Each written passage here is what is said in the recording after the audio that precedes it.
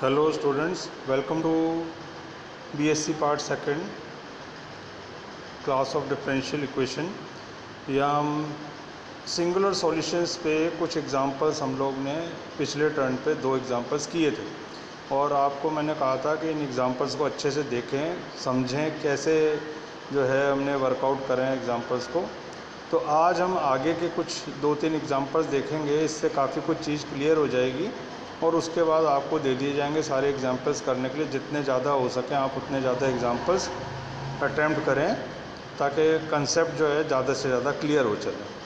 तो यहाँ पर मैंने एक एग्जांपल लिया है एक्स पी माइनस वाई का whole square is equal to p square minus 1।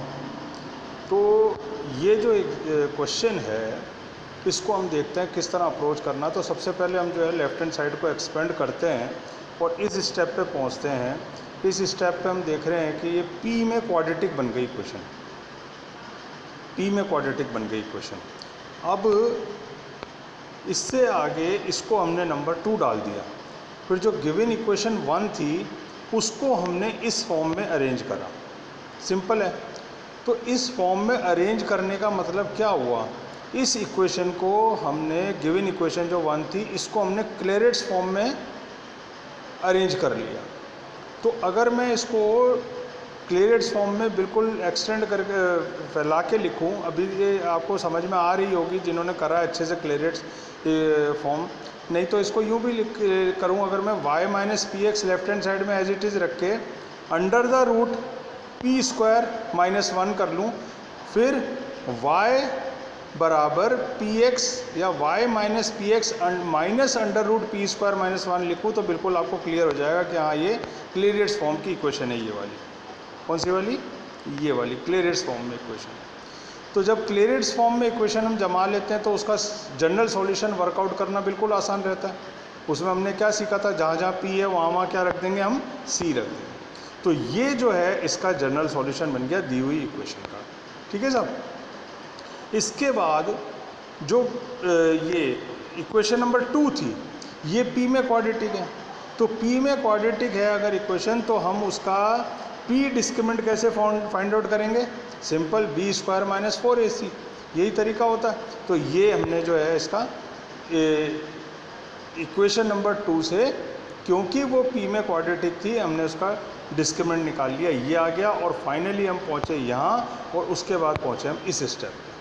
तो ये जो स्टेप है ये किसको डिनोट कर रहा है, P discriminant for equation number 1। तो ये तो P डिस्क्रिमिनेंट निकाल लिया हमने। इसके बाद हमको दूसरी चीज़ की क्या ज़रूरत पड़ती है, C डिस्क्रिमिनेंट की।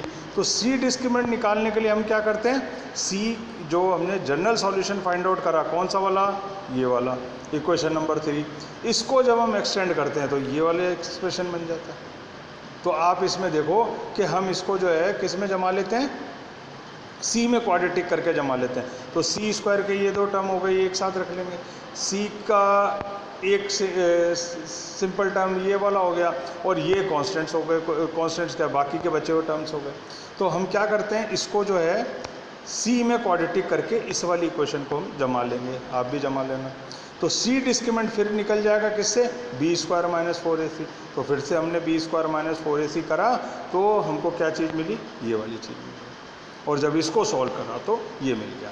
तो अब ध्यान देने की बात क्या निकली कि P डिस्क्रिमिनेंट जो हमने फाइंड आउट करा वो तो हमको इक्वेशन नंबर 4 मिला, और C डिस्क्रिमिनेंट जो हमने फाइंड आउट करा वो हमको इक्वेशन नंबर 5 मिला। अब 4 और 5 को ध्यान से देखें आप। 4 और 5 जो है सिंपल एक फैक्टर लिए हुए हैं, कौन सा, minus x square y square plus x square minus 1 is equal to 0। देखें आप ध्यान से, इक्वेशन नंबर 4 और इक्वेशन नंबर 5 ये बिल्कुल आइडेंटिकल इक्वेशन है, सेम इक्वेशन है, इसके अलावा कोई भी फैक्टर नहीं है इसमें। तो हमने पिछले टर्न पे क्या सीखा था कि P डिस्क्रिमिनेंट और C डिस्क्रिमिनेंट में एक कॉमन फैक्टर है जो वो बनता है सिंगुलर सॉल्यूशन। तो इस दी हुई इक्वेशन का सिंगुलर सॉल्यूशन क्या बना, ये बना minus x square y square plus x square बराबर 1 इज द सिंगुलर सॉल्यूशन। तो यहाँ पर आप ध्यान दें कि इस वाली ब्रैकेट इसमें एक्सप्रेशन में और इस वाले एक्सप्रेशन में ये दोनों में कॉमन है ये एक्सप्रेशन, इसके अलावा कोई भी टर्म और नहीं आ रही है।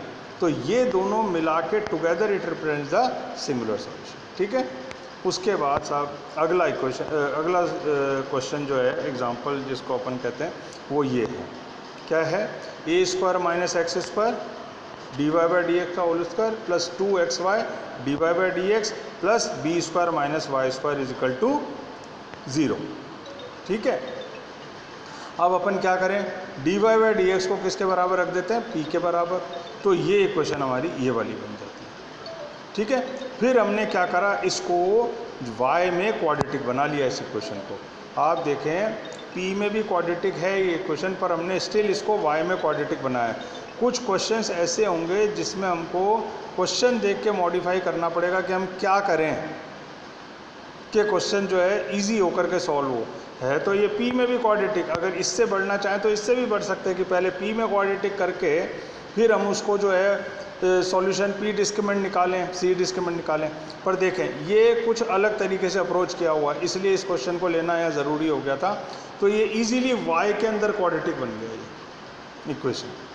जब y में क्वाड्रेटिक बन गया तो y बराबर minus b plus minus under root b square minus 4ac upon 2a से हमने क्या करा, हमने ये फाइंड आउट कर लिया और अल्टीमेटली अपन कहाँ पहुँच गए, यहाँ पर। तो अब हुआ क्या इससे, अब उससे फ़ायदा ये हुआ कि ये जो हमको एक्सप्रेशन मिला ये वाला, ये पूरा का पूरा हमको काय में मिल गया, क्लेरियट्स फॉर्म में जमा हुआ मिल गया, which is in the Clairaut's form. और क्लेरियट्स फॉर्म में फिर जब आता है तो हमारे लिए बहुत इजी हो जाता है, क्या क्या करते हैं, जहाँ जहाँ P होता है वहाँ वहाँ C से उसको रिप्लेस कर देते हैं, तो ये हमारा बन जाता है जनरल सॉल्यूशन। ईजी है। तो अब इस बात को ध्यान दें कि कुछ कुछ मॉडिफिकेशन हम जब क्वेश्चन करेंगे तो हमको पता लगता रहेगा कि इसको किस फॉर्म में सॉल्व करना ज़्यादा आसान रहेगा। फिर हमने क्या करा था, इसके लिए सी डिस्क्रिमिनेंट की वैल्यू फाइंड आउट करी। तो सी डिस्क्रिमिनेंट की जब वैल्यू फाइंड आउट करते हैं तो क्या करते हैं, सी में क्वाड्रेटिक इक्वेशन ये रही, यानी इस वाली इक्वेशन को हमने सी के फॉर्म में क्वाड्रेटिक जमा लिया और यहाँ पहुँच गए अपन इस वाली जगह पर। जब यहाँ पहुँचे तो इसका फ़ायदा हमको क्या हुआ, ये सी स्क्वायर, ये सी का टर्म और ये टर्म विदाउट सी, तो इससे हम क्या करेंगे, सी में क्वाड्रेटिक है तो b square 4 is equal to 4ac रखेंगे तो ये मिल जाएगा। ये मिलने के बाद अब क्या हुआ कि हम यहाँ पर देखें ऊपर, इसको जब हमने एक्सटेंड करा तो ये जब सॉल्व करा, ये अगला स्टेप ये, फिर ये, तो ये तीन टर्म्स हमको, तीन स्टेप्स में हम यहाँ पहुँचे इस वाली जगह पे। ये वाली देखें आप, हमको ये एक्सप्रेशन मिला। इस एक्सप्रेशन में थ्रू आउट ए स्क्वायर बी स्क्वायर से डिवाइड कर दिया। जब ए स्क्वायर बी स्क्वायर से डिवाइड करा तो हमको क्या मिला, अल्टीमेटली ये इलिप्स का इक्वेशन। फिर ये सी डिस्क्रिमिनेंट हो गया। इसके बाद आप देखें पी डिस्क्रिमिनेंट फ्रॉम 1 हमारा इक्वेशन नंबर कौन सा है, 1 हमारा इक्वेशन नंबर है ये वाला, ये एक्स पी माइनस वाई का whole square is equal to p square minus y, यानी कि ये मान लो। अब जब हम इसको सॉल्व करते हैं तो इसके लिए पी डिस्क्रिमिनेंट क्या बनता है, ये वाला बन जाता है पी डिस्क्रिमिनेंट, देखो ये, तो बी स्क्वायर माइनस 4ac, इससे हमने सॉल्व कर दिया। तो बी स्क्वायर माइनस 4ac से जब सॉल्व करा तो अल्टीमेटली जब सॉल्व करते हुए आए तो ये एक्सप्रेशन मिला, और जब थ्रू आउट ए स्क्वायर बी स्क्वायर से डिवाइड कर दिया तो दोबारा से।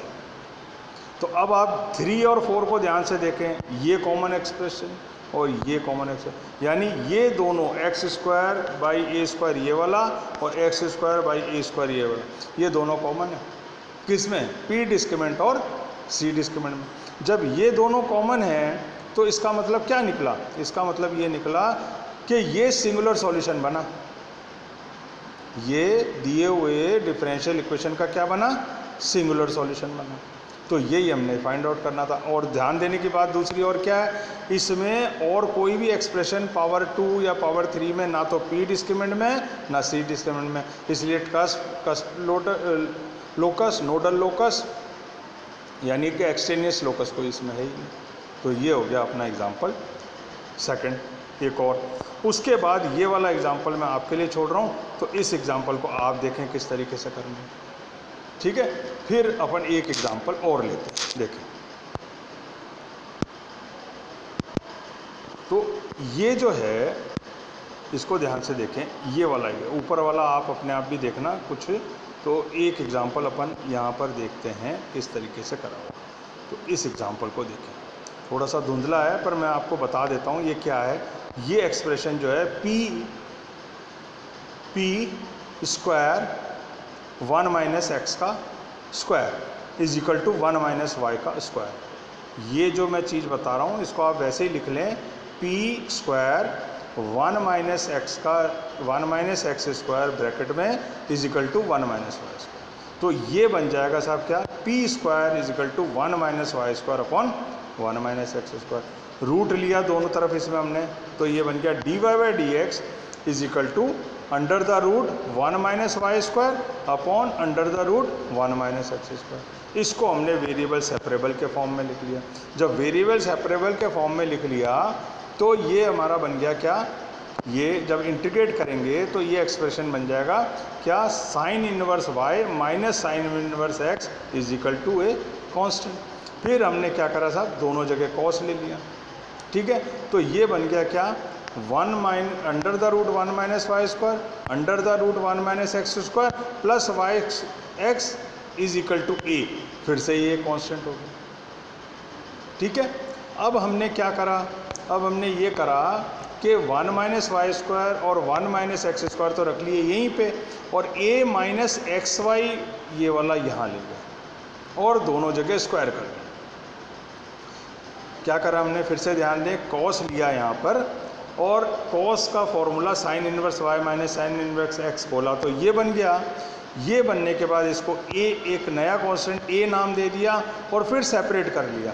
सेपरेट कर लिया यानी रूट वाले टर्म्स तो यहाँ रख लिए दोनों यहाँ, और ये जो एक्स वाई था इसको हम ले गए यहाँ पे, तो ये बन गया a माइनस एक्स वाई। फिर दोनों जगह हमने क्या करा, स्क्वायर कर लिया, ठीक है साहब। स्क्वायर करने के बाद जब इसका मल्टीप्लिकेशन करा तो अल्टीमेटली हमारे को कौन सा टर्म मिला, ये वाला टर्म मिला, 1 माइनस वाई स्क्वायर।